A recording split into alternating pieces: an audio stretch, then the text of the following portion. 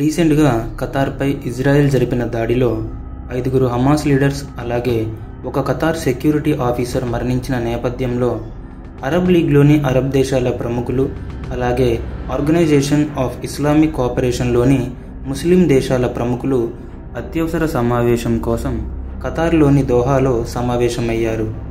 ఈ ఇన్సిడెంట్ తరువాత ఖతార్ ఇజ్రాయెల్పై చాలా సీరియస్గా ఉంది.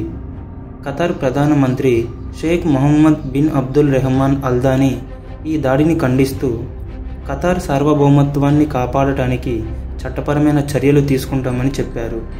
అలాగే తమకు సంఘీభావం తెలిపినందుకు మిగతా అరబ్ దేశాలకు మరియు ఇస్లామిక్ దేశాలకు ప్రధాని కృతజ్ఞతలు చెప్పారు.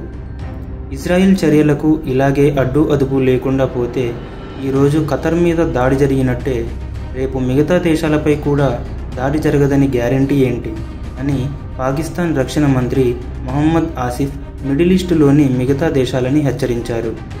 పాకిస్తాన్ ఫైనాన్స్ మినిస్టర్ ఇషాక్ దార్ ఈ సమావేశంలో కంబైన్డ్ సెక్యూరిటీ ఫోర్స్ అనే ఒక ఐడియా తీసుకొచ్చి పాకిస్తాన్ అణ్వాయుధ శక్తి కేవలం ఒక్క పాకిస్తాన్ కోసం మాత్రమే కాదు, ముస్లిం ఉమ్మాలో ఉన్న ప్రతి ముస్లిం దేశం కోసం అని అర్థం వచ్చేలా ఆయన మాట్లాడారు.